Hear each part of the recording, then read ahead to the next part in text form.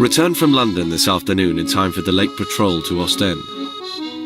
Enjoyed a few scraps in the pubs around Piccadilly, but managed to avoid sparking an international incident.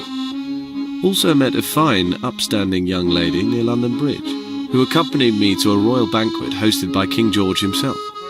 His Highness welcomed hundreds of Allied troops to Windsor Castle to express his appreciation for our defence of the Crown. As the porcelain plates heaped with roast beef and Yorkshire puddings were passed around, all anyone could talk about was the US breaking diplomatic relations with Germany. Though Wilson was re-elected for keeping the US out of the war, I'd wager a lot of young men are starting to pack.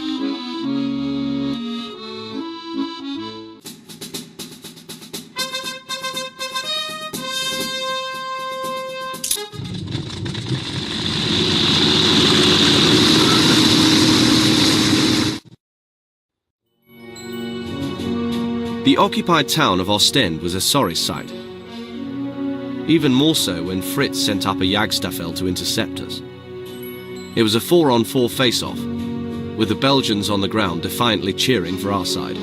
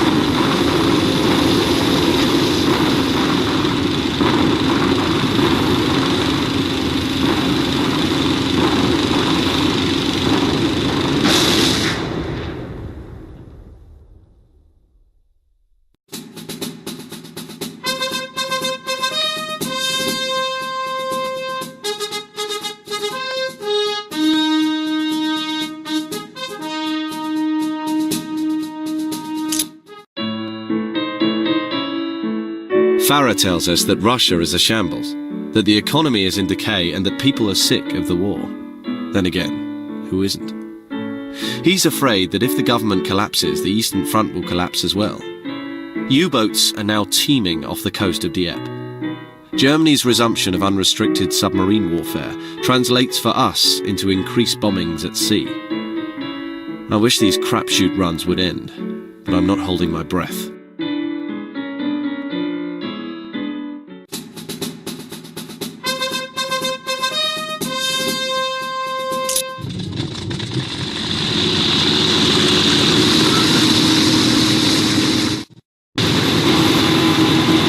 Only their anti-aircraft guns can defend. A pack of U-boats came to the surface practically begging for the sun. Spotting my plane, they were now trying to dive, and I did my best to help them.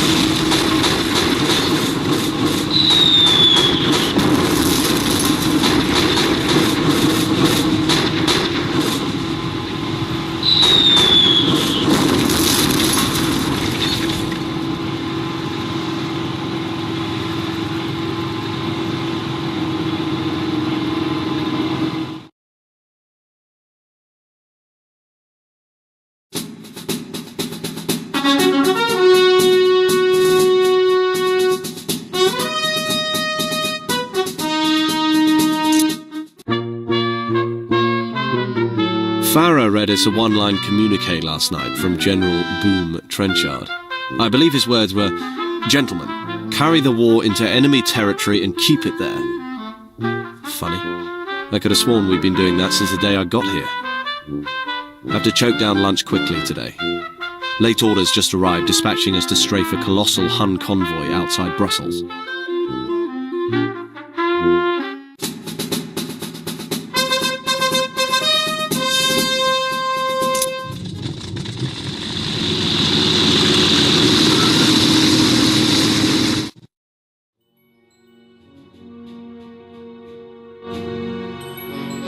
With the rancid taste of something that was supposed to be chicken lingering in my mouth, I swooped downward to take my vengeance for the pale green meal. No home cooking, no mercy.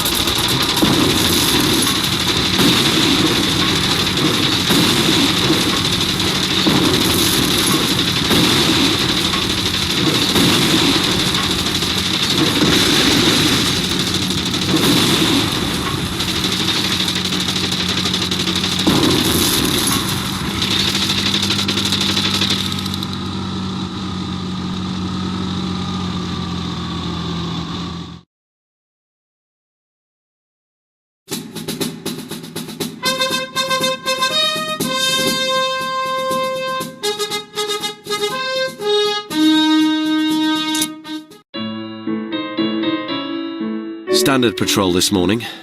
4 of us will be out looking for the Albatross biplanes of Jagdstaffel 11. The Douai aerodrome has been unusually active the last few days, and some claim that it's come under the leadership of Herr Manfred von Richthofen. All I can say is that if the Baron is near, he's all mine.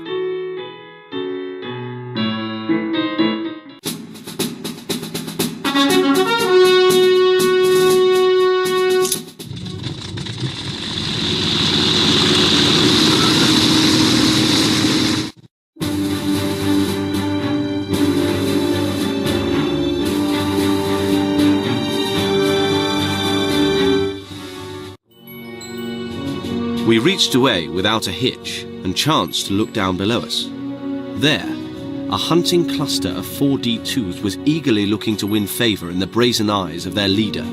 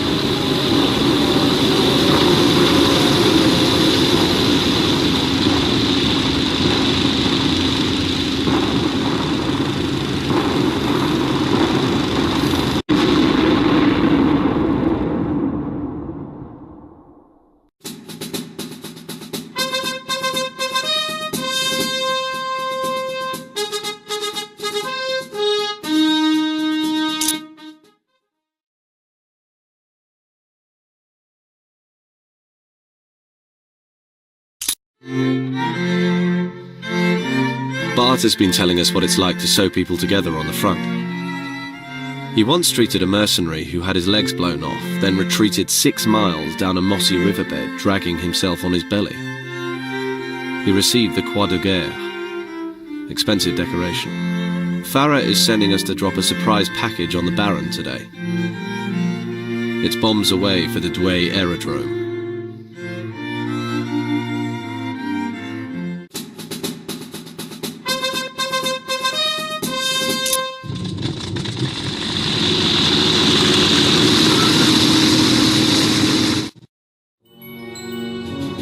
There was no sign of the Baron or any of his flyers as I circled Douai. Richthofen must have had faith in his artillery, as that was the only threat I faced as I banked eastward for the drop.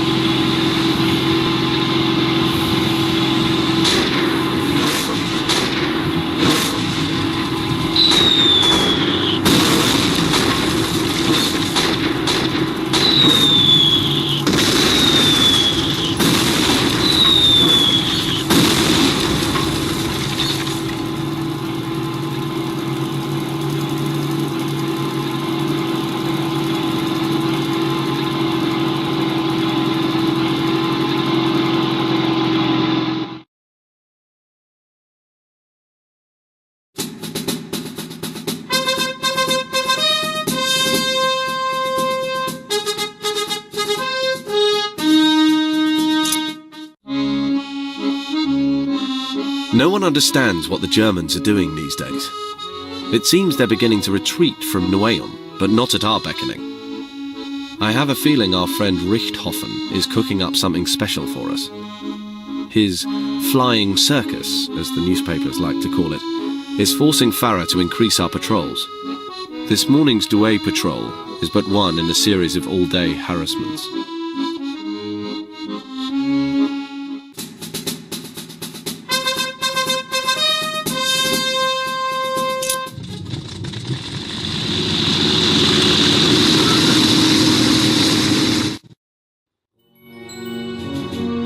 The flying circus offered up 3 attackers, but they didn't intimidate the 4 pilots of my sortie. They could initiate the dogfight, but they wouldn't finish it.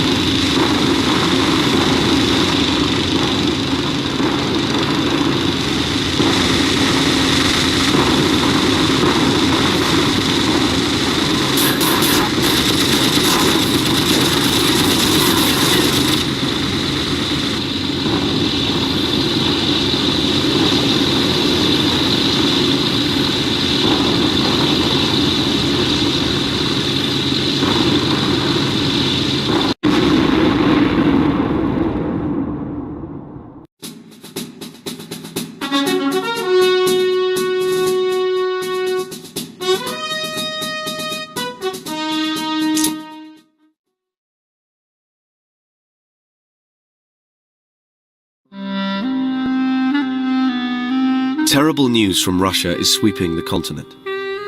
Following a series of riots in Petrograd, Tsar Nicholas has abdicated.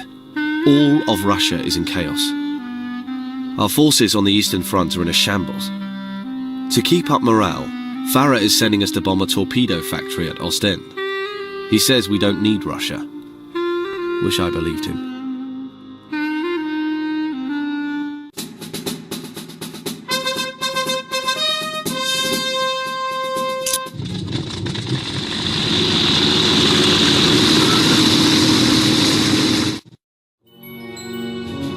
Germany's commitment to its U-boats extended to Ostend's production line. With Archie almost everywhere, it would take some fancy flying to see this plant in flames.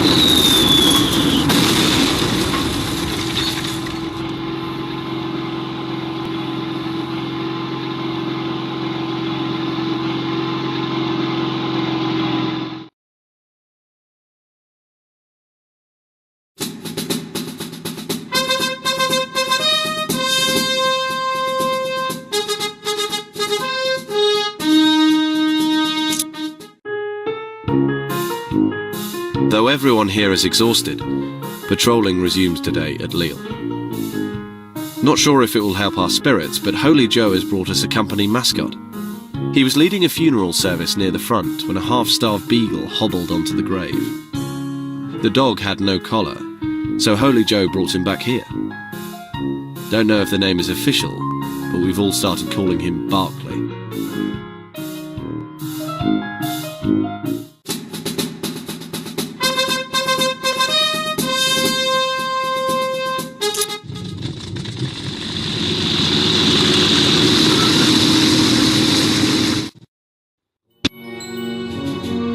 In a cagey 4-on-3, we had the advantage as we neared the biplanes ahead.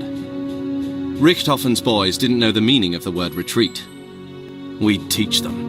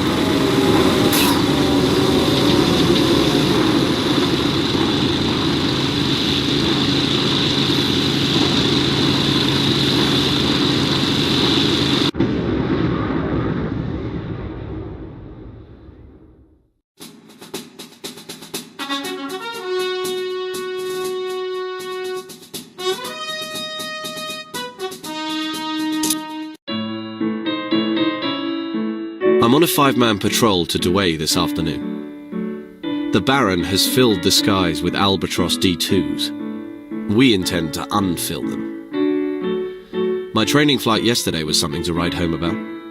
Got in my cockpit and found Barclay sleeping under the seat. No one was looking, so I took him up for a spin. Can't say he was a model passenger. As I tossed cans into the air for shooting practice, I had to hold the mutt by his tail to keep him from trying to fetch. Then he decided my leather helmet was a chew toy and damn near strangled me with the strap from my goggles. Stupid dog.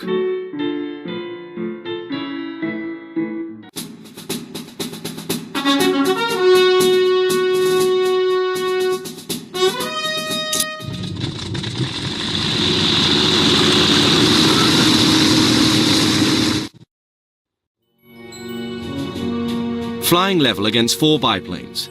The boys and I kept our eyes peeled to see if the Baron might be among them. Whether he was or not, our sights were set on eliminating them all.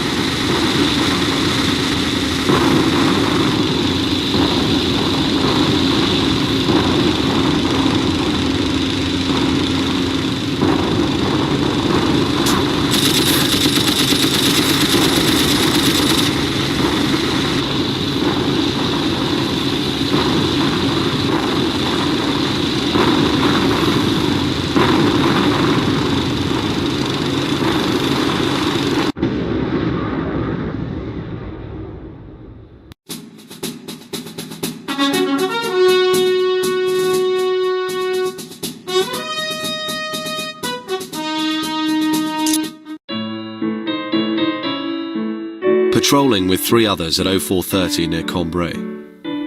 After months of political dilly-dallying, our commanders are ready to take us forth.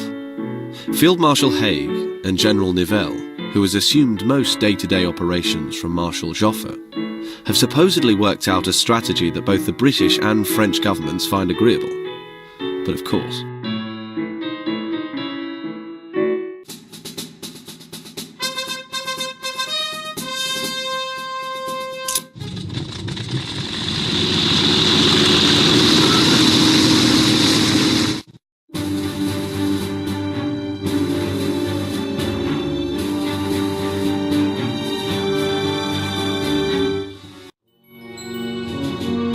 Richthofen's wolves had their fangs bared as they swirled in a pack below us. With 1 Eindecker along for the ride, their 4 refurbished Albatros D2s were readier than ever to pounce.